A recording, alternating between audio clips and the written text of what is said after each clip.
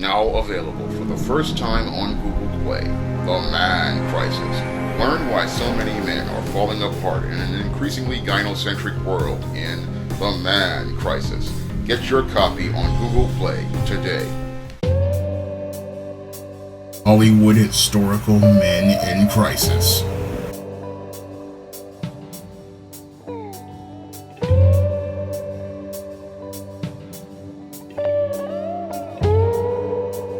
One of my viewers wanted me to do another installment in the Historical Men in Crisis series. And for this installment in the Historical Men in Crisis series, I'm going to be talking about three individuals: Pete Duel, Jack Cassidy, and Desi Arnaz Sr.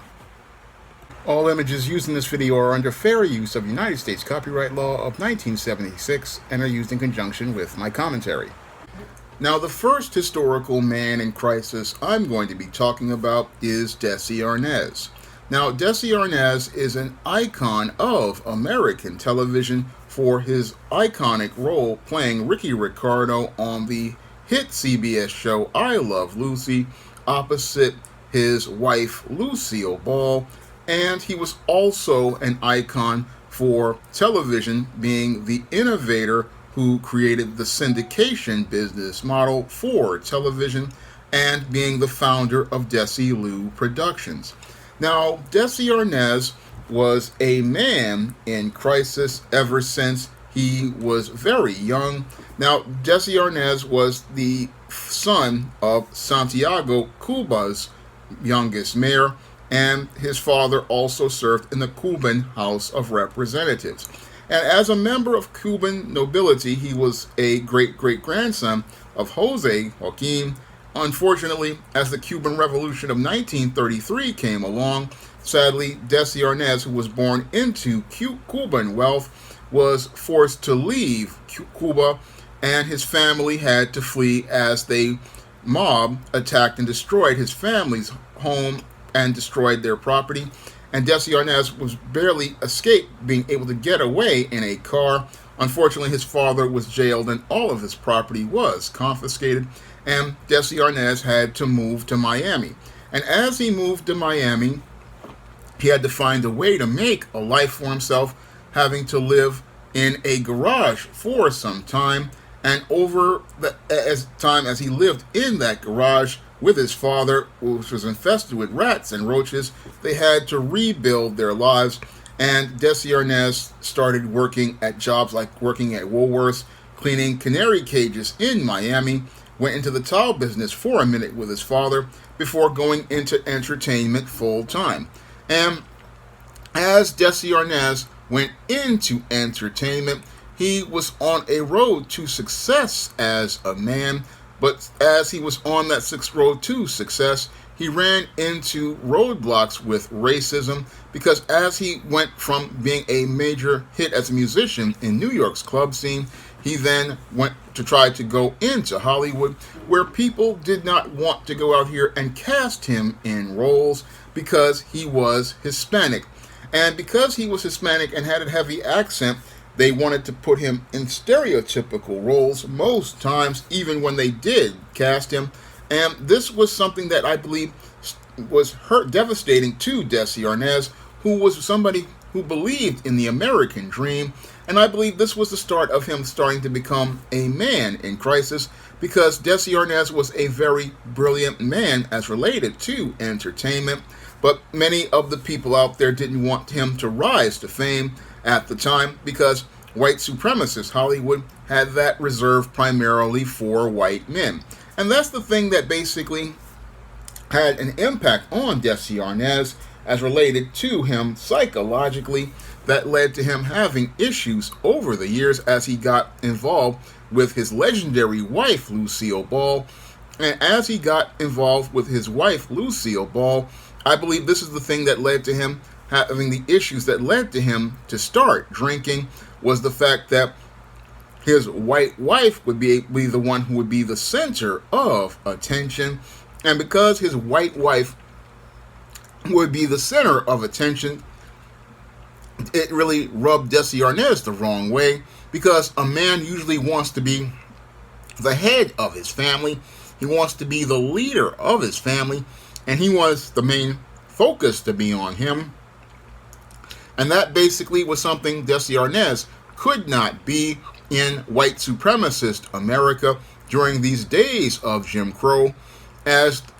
he had to deal with the racism against Hispanics at the time. This was the thing that basically frustrated Desi Arnaz as he was trying to make his way in Hollywood. And as he was trying to make his way in Hollywood, Desi Arnaz was trying to go out here and try to build his career, but he found himself really, again, running into a lot of resistance, and he just could not be that front man that he was when he was out here making music. So as he was out here, he was looking to go out here and be this guy, front man like he was in music. He wanted to be the front man as related to, like he was, as related to Hispanic music, but he couldn't be that front man, and that's what basically started him on the road to becoming a man in crisis as he was rising as a star in Hollywood. Now,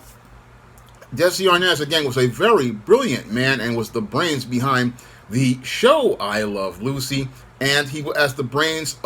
behind I Love Lucy, he not only made his own show, he also made his own production studio, Desi Lou Productions. And as he made Desi Lou Productions, he and his wife Lucille Ball were willing to take a cut in pay as related to getting money from CBS in order to own their own intellectual property and be able to sell their own intellectual property, such as reruns. So Desi Arnaz was a brilliant man as related to business, and he was a very successful man as related to the success of I Love Lucy, because he created the show, he created the gags as related around his wife. But the thing that really rubbed him the wrong way was seeing his wife being the center of attention and being a bigger star. And because he saw his wife as the center of attention and a bigger star than he was, he passive-aggressively looked for a way to get back at his wife, and passively he was making her a star, but aggressively behind the scenes, because he was jealous of the attention she was receiving, he began going out here and having affairs on his wife, one as a jab at her. And because he couldn't cope with the idea of his wife being the center of attention and having the attention he wanted, he then start drinking. So he had an addiction to alcohol, and I talk about that in depth as related to addiction and the man crisis. So Desi Arnaz's addiction came from his inability to cope with the fact that his wife was the center of attention and was a big-time star that he wanted to be. And that's one of the things that drove him to drink. And what drove him to womanize was basically his wife getting all of the attention from all of America. So he wanted to go out here and again get back at his wife in some ways. And Lucy tried to deal with this as related to the situation she tried to divorce him early in the 1940s. But because she basically loved this man for who he was, she stayed that divorce and didn't go through with it, and still stayed with Desi Arnaz and had 2 children with him. But Desi Arnaz was still subconsciously angry about the fact that his wife was more popular in the public than he was, that his white wife had more privileges in society than he did, and was seen as a person that could go out here and achieve and accomplish things. And again, this basically was a thing that led to a lot of frustration with Desi Arnaz and led to him going out here looking to womanize, to again try to show his own worth as a man, saying that he could be a man who could go out here and get any woman. That's one of the things that I believe led to him going out here looking to go out here and chase lots of women. And possibly when he saw that his wife was still going to stay in there with him, this is possibly one of the things that led to him having a possible sexual encounter with the late actor Cesar Romero. And I believe that possibly it could have been the encounter with Cesar Romero that possibly broke the back between Lucille Ball and Desi Arnaz, because while she tolerated a lot of the relationships he had with women, even after having 2 kids with him, this is my theory that it possibly was the Cesar Romero thing that broke the camel's back with her. and led to her winding up divorcing Desi Arnaz. And again, after she divorced Desi Arnaz, they said that they stayed friends, but Desi Arnaz basically continued on a downward spiral as related to drinking, and he went on that downward spiral as related to drinking because he was basically upset that he could never achieve his American dream of becoming a star, but he didn't see the value of everything that he did as related to being an executive producer and controlling Desilu Productions, because the real power in Hollywood isn't in front of the camera. The real power is behind the camera. But Desi Arnaz, because he couldn't see the value of anything he did behind the camera, couldn't see how his brilliant mind created one of the greatest television shows in American history, and also created a production company that produced legendary shows such as The Untouchables, The Ann Southern Show, The Whirlybirds, and the legendary show Star Trek. He couldn't see how he had greater success behind the camera as related to producing TV shows and financing those shows, and how that was the real power, because he wanted to go out here and be the man as related to things, and because he wanted to be the man in front of the camera, this is what led to him going on the road to becoming a man in crisis. And he could not see that the real power in Hollywood was not in front of the camera. No, he had everything as related to true power, but he couldn't see how he had the real power. But sadly, that's the case with many beta males. They can never see what they actually have because they're so busy focused with tunnel vision on what they want. And because they're so focused on what they want, they can't see what they actually have. And this is what led to Desi Arnaz going on the road to becoming a man in crisis. And this man being a man in crisis, again, he was dealing with this alcohol addiction, which basically had made things so bad as related to his health, and again led to him having issues as related to arrests and other issues as related to all of this alcohol issues. And again, these alcohol issues basically were the thing that led to him having his life basically shortened. I mean, he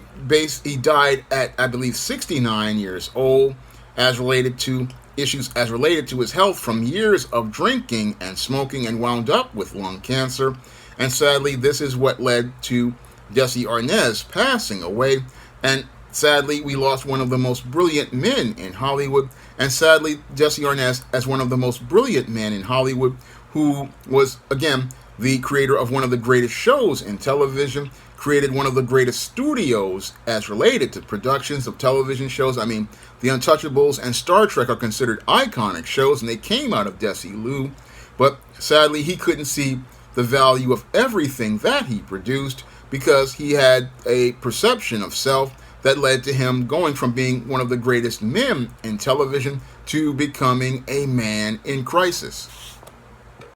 Now, the next historical man in crisis I'm going to be talking about is actor Pete Duel. Now, Pete Duel was a very successful actor in the 1960s and 1970s with roles on TV shows like Gidget and Love on a Rooftop, not to mention guest spots on shows like The Fugitive, The Virginian, and Ironside, before getting his own hit series on ABC called Alias Smith and Jones. Unfortunately, in spite of all of the great success that Pete Duel had as an actor, he wasn't happy with his life, and as he struggled with alcoholism, sadly he wound up taking his life in 1971 at the height of his success. And many people would see Pete Duel as a success. Unfortunately, he was a man in crisis, and he was a man in crisis struggling with issues as related to the success that he had, and this basically was what led to him being motivated to take his life in 1971. Now, Pete Duel does not really fit the pattern and profile for beta males because he came from a home with a father, who was a doctor, Dr. Ellsworth Shull Duel, and his mother, Lillian Marcella Elstrom. Both of his parents basically supported him in his quest to become an actor, and even his brother and his sister worked with him towards his quest to get this career in acting. So I can't really say that he was one of these beta males that fits the pattern and profile as related to being a man in crisis. But what led to Pete Duel becoming a man in crisis, basically, I believe, was his quest to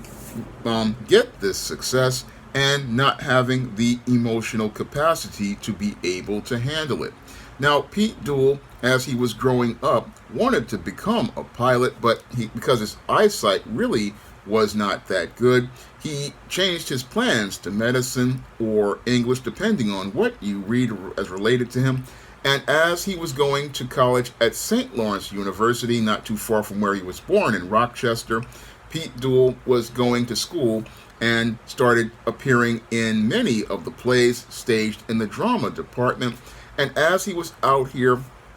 looking to study medicine or English, depending on what you read, his father sat and supported him by saying he should go out here and become an actor, since this was his passion. And he decided not to follow in his father's footsteps and become a doctor or study in English, and decided instead to start going for his passion, which was acting. And his mother actively supported him in his quest to become an actor, to the point where she drove, after he did some work in theater in New York City, and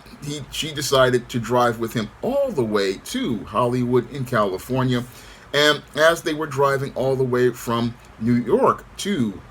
California, she basically stayed with him in tents as they traveled all across the country. So again, I can't say that Pete Duel was one of these beta males who was raised dysfunctional, because he was raised with two healthy parents who truly loved him and cared about him to go to these great lengths to support him. Unfortunately, Pete Duel had some problems as related to as he was on this quest to become successful with dealing with the success that he had. Now, Pete Duel, after he left Broadway, he then went to Hollywood, and as he went to Hollywood, he made his TV debut on a production from the Armstrong Theater, and then went on to do more Broadway performances, and then further went on to get star in the 1965 TV show Gidget as Gidget's sister's husband, John the psychiatrist, a iconic role on one of the more legendary shows of 20th century television. So this role basically took him and established him as a serious actor, and he also got other roles on television in numerous guest spots. And he also got another leading role, which was Love on a Rooftop, after Gidget got canceled. And that show basically was another show that showed Pete Duel's acting range and basically made him a guy that people just really liked to watch on television. Again, Pete Duel was a guy who was on his way as a star, and even made his film debut in a movie called The Hell with Heroes, and was so good in that role, he was signed to a 7-year contract by Universal Studios. And after he was signed to this deal with Universal, he then later went on to participate in many of the guest spots in shows like The Fugitive, The Virginian, and Ironside, before getting his breakout star role as in the hit show Alias Smith and Jones. And this was a Western that was a major hit for ABC, and Pete Duel was on his way to becoming a major star with Alias Smith and Jones, which was a series about two train robbers who had been promised amnesty if they could stay out of trouble for a year. And as this show was on the air, it had a lot of work on the set, And again, Pete Duel was dealing with a lot of stress as related to it, and that stress basically was the thing that led to him starting to become on the road to becoming a man in crisis. Now, Pete Duel was on the road to becoming a man in crisis because he was having a hard time coping with all of the fame and success he had received. And like many men who are in crisis, he was overwhelmed emotionally as related to how to deal with all of this success, and really, I believe, could not process having to deal with all of this success and all of the hard work that is required on many of these TV shows. And he was just deeply disappointed as related to the whole road to success as an actor in Hollywood. And it basically, I believe, was the thing that led to him becoming frustrated about his life to the point where he started drinking. Now, Pete Duel started down the road to drinking because I believe he could not deal with all of the things that related to a career in Hollywood. He could not deal with the long, hard schedules and the demands of those schedules. And that stress basically was the thing that made it where he was becoming a little bit, as some people said, more difficult to work with because he was a bit of a perfectionist. And that's a trait that some beta males have. They want to be everything to be perfect and on point. And he couldn't really deal with the stresses of, again, working on a set where sometimes they just take a scene that's good enough and they accept it as it is. But he was dealing with all of this,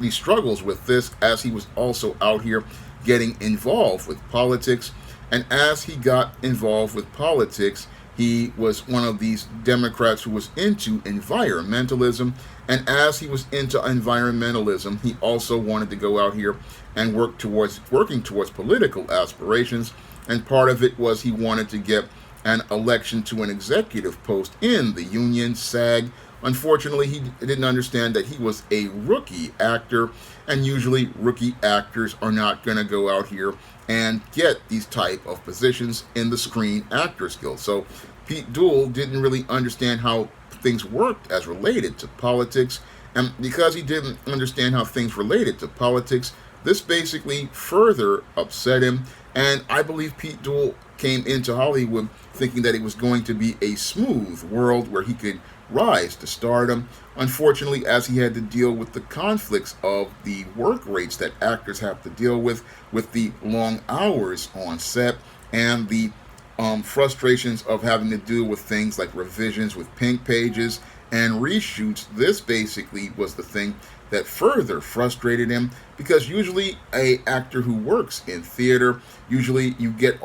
work everything out in rehearsals before you go out here on stage. But in television, it usually doesn't work that way. And Pete Duel, I believe, was having issues as related to this. And this compounded with the issues he had with his road to success was overwhelming him. And instead of him turning to the people that he loved, that supported him, like his parents or his girlfriend, instead of him looking to them for support, he did what many beta males who were out here do, and that they stuff things inside of them. They suppress their feelings regarding it, and they simmer and boil in anger. And that's what I believe happened with Pete Duel as he was on set of shows like Alias Smith and Jones. And as he was working on sets of shows like Alias Smith and Jones, he was participating in passive-aggressive behavior that I would consider to be warning signs, because he would oftentimes put the prop guns to his head. And that's the kind of behavior that I would look at as a red flag that would tell me something is wrong with this individual. However, many people looked at Pete Duel as just being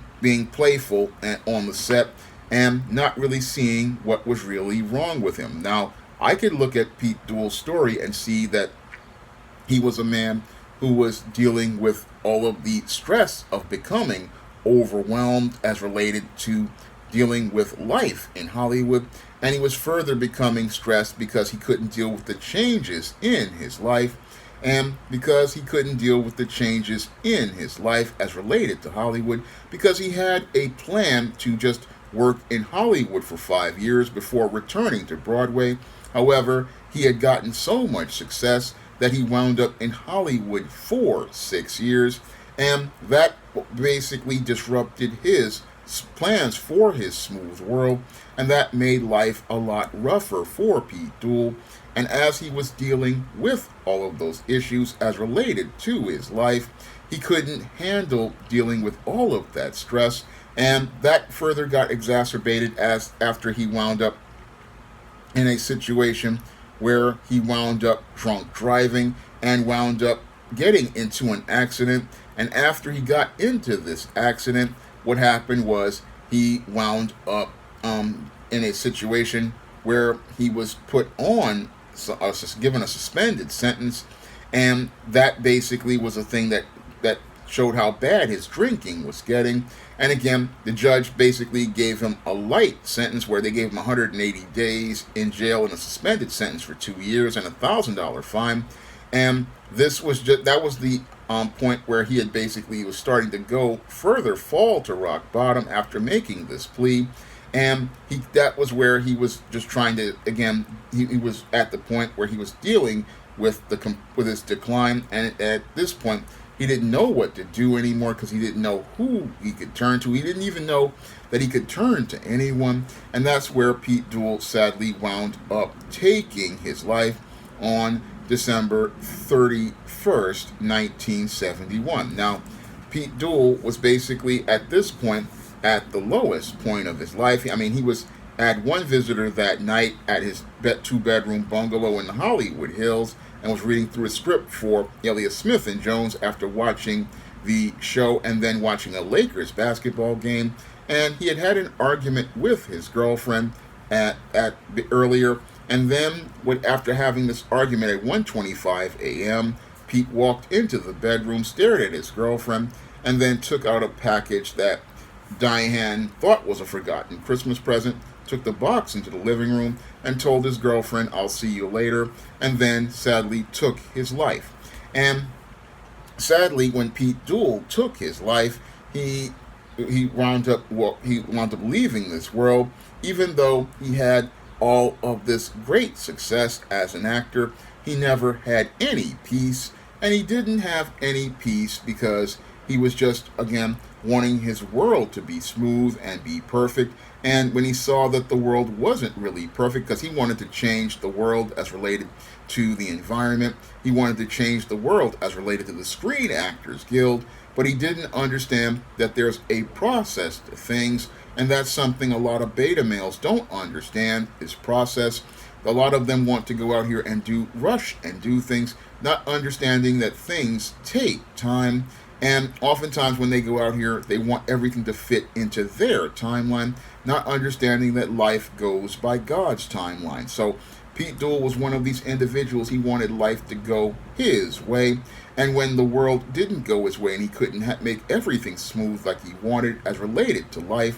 sadly, he felt life wasn't worth living. And sadly, after he thought life wasn't worth living, he wound up taking his life and leaving this world and leaving a successful career, showing that oftentimes when you're dealing with a lot of men in crisis, while they have all of the success in the world, these men don't have spiritual peace of themselves. And again, because they don't have the peace that they want, what happens with many actors is that, and many men in crisis, is they'd rather take their life rather than live a life where they feel like they're just existing.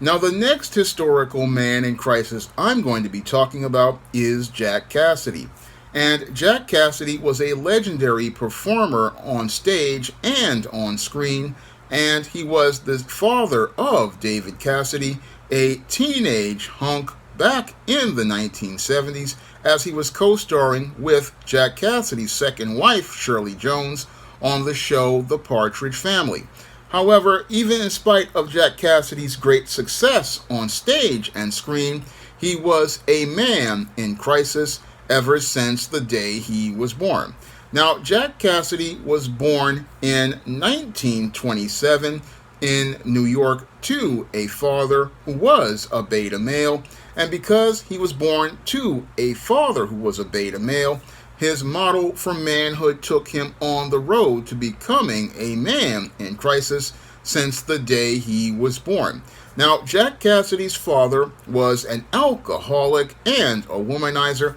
who oftentimes was out here cheating on his wife and abusing her physically, and also went out here and abused Jack Cassidy because oftentimes beta males, they are extremely angry at their sons, and a lot of times beta males are angry at their sons because, one, their sons disrupt their smooth world, and two, their sons are direct competition for them for the attention of the women in their lives. And oftentimes when you have a beta male father, they express their anger towards their sons, and they express this anger towards their sons because they are angry that they are no longer going to be the center of the attention of the family anymore, even though they are the head of household in the mother's eyes. They are upset because the woman that they're involved with will focus more on the son, and they also see the son as competition for the attention of the mother. So a beta male father will go out here and abuse the mother for, one, having the child, and two, they will abuse the child because they are angry about the boy getting more attention than they will receive. And because Jack Cassidy was born into this household with this beta male father, he was physically abused and even worse, emotionally abused by Jack Cassidy's father, who basically, again, expressed his anger by going out here and cheating on his mother in the secret world, and also went out here and, again, physically abused the mother in the real world. Again, this is how beta males express their anger at their sons, and this is the model of manhood that Jack Cassidy was following. And as Jack Cassidy grew up with this model of manhood, he became a man in crisis who passed on those dysfunctional values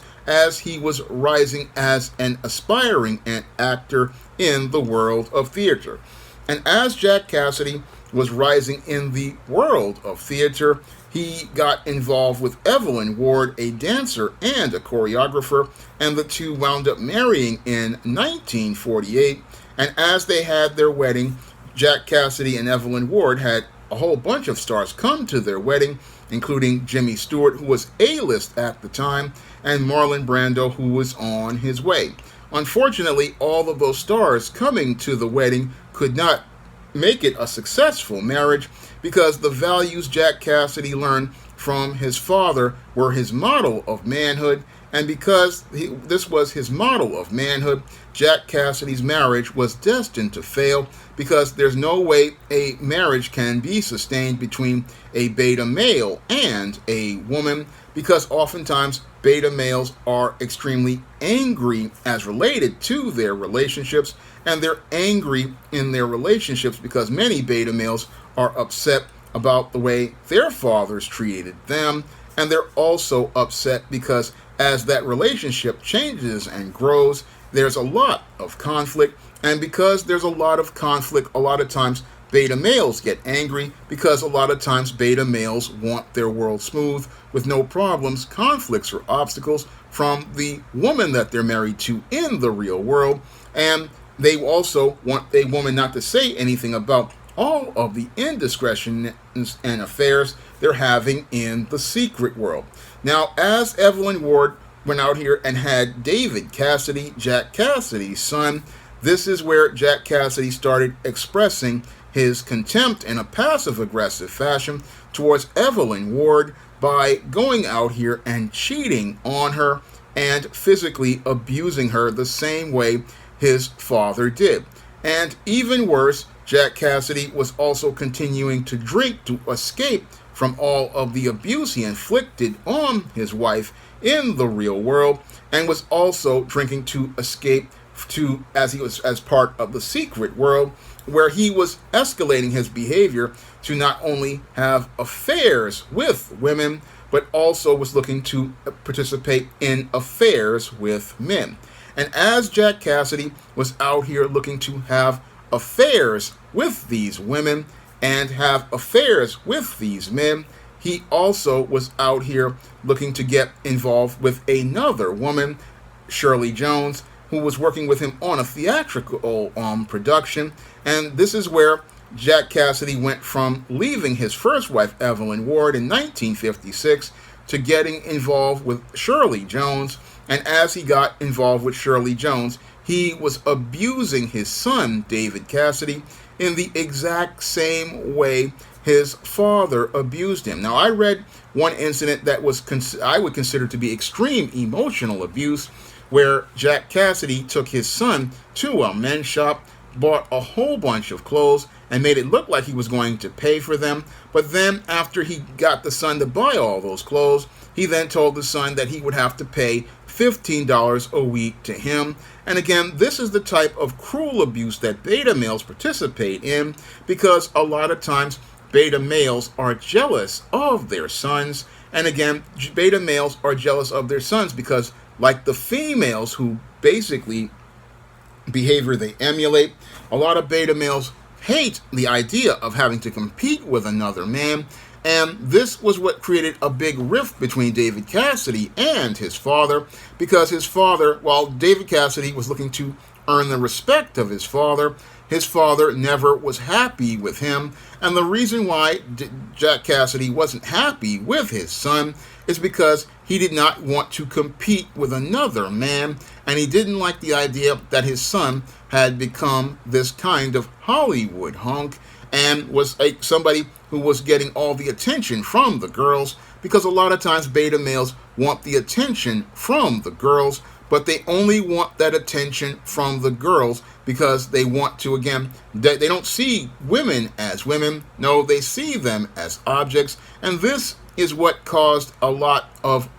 friction between Jack Cassidy and his second wife, Shirley Jones, as she had 3 sons for him, because as Jack Cassidy went out here and had affairs on Shirley Jones, because he was possibly upset about Shirley Jones being an Oscar-winning actress and being an actress who was on a TV show like The Partridge Family, he then began, again, further cheating on Shirley Jones and even asking Shirley Jones to go out here and accept him as related to his cheating with both men and women. And Shirley Jones even tried to accommodate Jack Cassidy to a point by participating in many of his deviant sexual acts in the secret world, such as participating in threesomes with male and female companions of his choice. And this kind of stuff, again, she was trying to accommodate him, but it just showed how twisted a beta male he was to even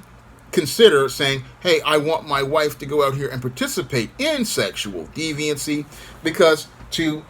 have another man or another woman naked in front of your wife, that is disturbing in and of itself. But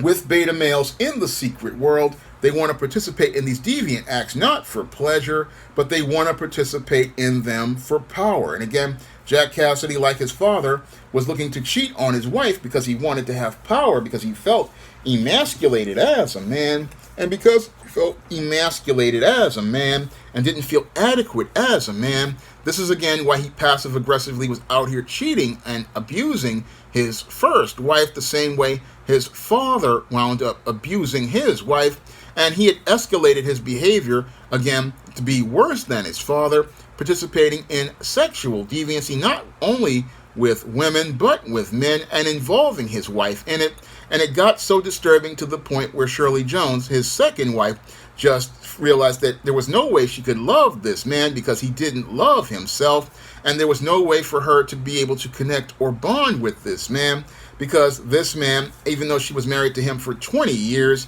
there was no way she could go out here and maintain a relationship with him, because the relationship was based on codependent terms. And as she tried to maintain this relationship on the codependent terms, she realized that no matter how much power she gave him, it wasn't enough to please Jack Cassidy, and eventually wound up leaving Jack Cassidy in 1974, and wound up leaving Jack Cassidy because he basically was not looking to love or share love with him, No, he was looking to abuse the people in his life, and he was looking to abuse the people in his life because this is what he learned as a man, and sadly, this is what led to Jack Cassidy becoming a man in crisis who was looking to get power through his sexual relationships outside of marriage and was looking to break down and humiliate his wives as partners because he wanted to again get that power as a man he didn't feel like he had as a man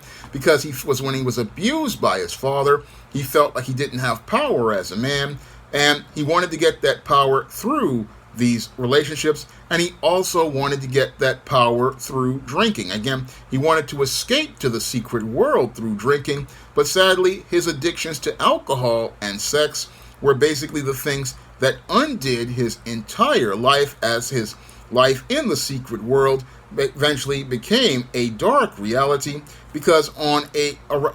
day in 1976, I think around Christmas time, Jack Cassidy had called Shirley Jones to come to his home, but Shirley Jones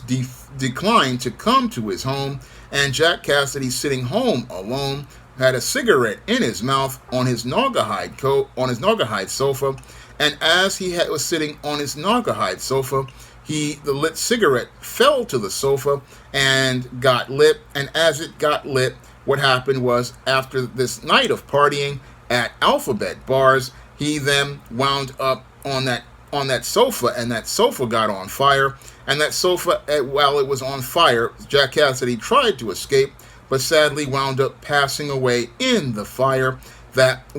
engulfed his penthouse, and that was the end of Jack Cassidy as related to his life. He died tragically in a fire alone, and again, he died alone because he was a man in crisis. He was a man who was basically dealing with issues as related to the dysfunction he grew up in as a boy. He learned dysfunction from his father, who was a man in crisis, and that was passed on to him. And it was also passed on to his son, David Cassidy, who in later years had lots of issues as related to his own problems, as related to drug and alcohol abuse that was his model for behavior from his father. And as a result of these issues of years of drug and alcohol abuse, sadly, David Cassidy, like his father, wound up dying in a similar fashion, where he died of organ failure in 2017 at 67 years old. But when I look at the whole situation with Jack and David Cassidy and his father before him, it shows me how one beta male can create the dysfunction of another generation of beta males, and how that beta male dysfunction can be passed on from generation to generation by beta male fathers, and this can lead to those fathers winding up becoming men in crisis, and those men in crisis sadly winding up with each of these men winding up passing on their dysfunction from father to son, because there's no actual model of manhood to help these boys understand what it means to be a man, and because all of these men never learn understands what it means to be a man, all of these men grow up from generation to generation becoming men in crisis. Now, if you want to learn more about what leads to men growing up to become men in crisis and grow up in a dysfunctional life paradigm that destroys their lives,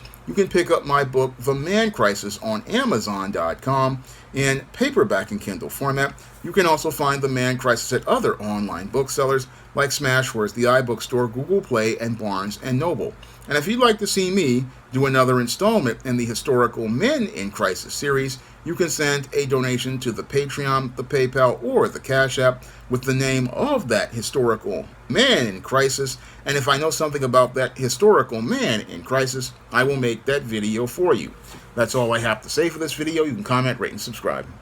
Now available in paperback. From the author of the critically acclaimed book, The Man Crisis, comes The Woman Crisis. Learn why so many women have become lost in their quest to have it all in The Woman Crisis. Get your copy of The Woman Crisis in paperback at Amazon.com and online booksellers today. Support Black-owned and Black-operated digital broadcast media. www.niceradionetwork.com. Nice Radio Network, broadcasting 24 hours a day, 7 days a week.